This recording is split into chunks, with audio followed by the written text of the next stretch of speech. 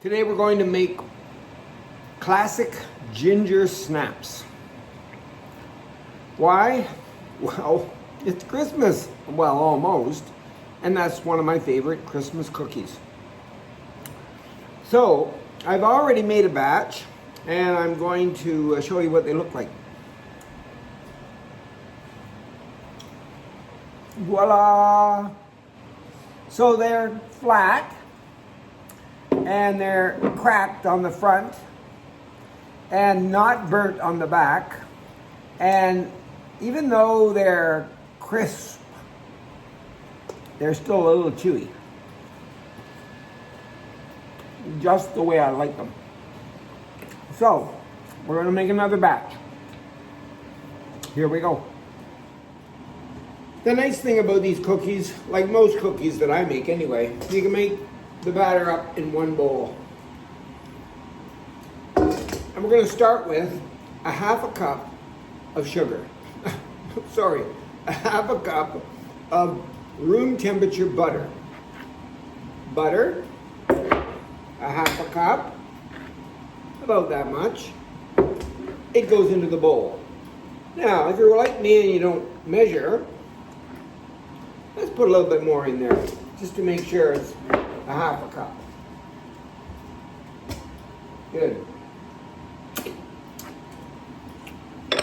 Then we need some white sugar.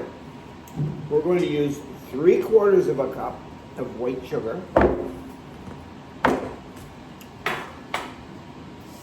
Where's my little...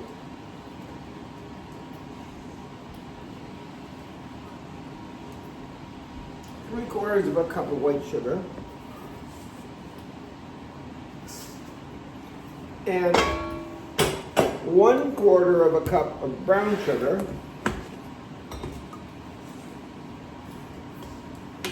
And we're going to mix that together.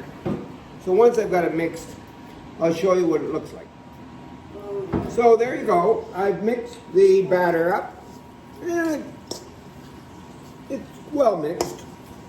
Some people use a mix master to try to mix the butter and the sugar, and then we're going to add an egg and some molasses, and they whip it up that way, but you don't need to. So the next thing I'm going to do is put in 1 large egg.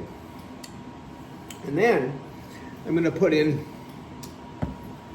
about a half a cup of molasses. Make sure you use the unsulfured molasses, okay? Not backstrap molasses. Don't use that, because it's bitter. Use this one.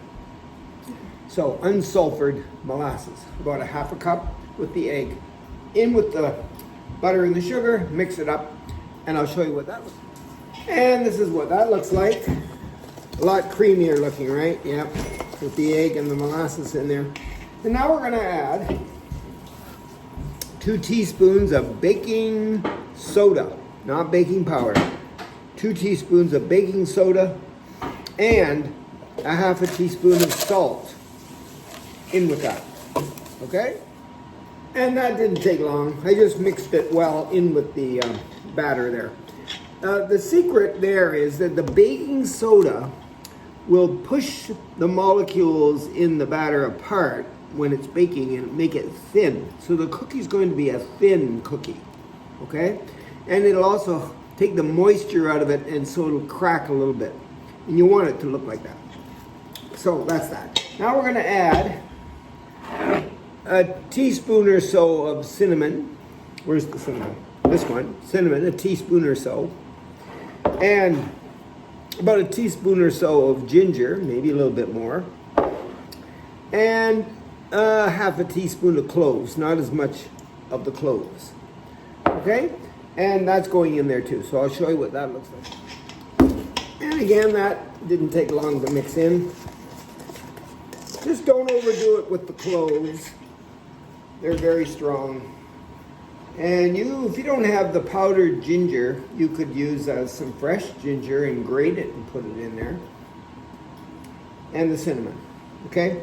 But the last thing is the flour. And we're gonna use 2 1/4 cups. Have you got that? 2 1/4 cups. It calls for all-purpose flour, but I'm using oat flour. And I'm using oat flour because I have somebody in my family who's allergic to wheat. The molasses is gluten-free too. So if you're in that same situation, try the oat flour. It is delicious. Okay, so I'll just mix the flour in with that, mix it up, and then I'll show you. And this is what this looks like. It's kind of sticky, but it's sort of comes together like most cookie batters, but it's kind of sticky. So what we're going to do now is we're going to take a spoonful. You decide how big you want them to be. So a spoonful, and we're going to plunk it in some white sugar and roll it around, and then put that on the cookie sheet. Oh, by the way, my cookie sheet is over here. I'll show you what that looks like. Cookie sheet. Right, so the cookie sheet has, I spray a little bit of canola oil with a spray on the cookie sheet, and then I put a piece of parchment paper down. And then the parchment paper kind of sticks to the cookie sheet a little bit, but it's easy to clean if you do this. And then there's my sugar. I take a spoonful of the batter, plunk it into there, make it into a little ball, plunk it into there, get some sugar on it, and plop it onto the cookie sheet. Bake it at, I think it's 350 degrees for about 15 minutes. But you'll know that it's done because the cookie will get flat. That's the first sign. And then it'll start to crack on top. That's the second sign. But 15 minutes, not sooner, not later. Okay? I thought maybe you might want to watch me make them up. And here's the cookie sheet. And I've made a few up. So I just take some out of my bowl here. A little gob like this. Maybe a little more with my fingers. And it's kind of sticky. I just drop it in the white sugar here. Throw the white sugar on top of it. And then sort of make it into a sphere, you know, a ball. And then I put it on the cookie sheet. So I grab some out of here. There's the glue. It's kind of sticky. Drop it into the white sugar. Make it into a ball. And voila, the cookie. No, I don't have to flatten it out. Remember, that baking soda will do that for you. So I space them a little bit though, see? Space them. They run together a little bit, but not very much. Okay? So I'll get back to you in a sec. This is what they look like when they're all done. I'll hold one up right here. It's the plate full. So notice they're thin, and they're cracked, and they're not burnt. That's a 15-minute cookie at 350. And I just wanted to say that the reason they're my favorites, Christmas or no Christmas, is because when I was a little kid, I lived next door to my grandmother, and she used to make these cookies and give them to the school kids as they went by. And of course, she got very popular, and there was a lot of kids, so I used to help her. So these are the classic,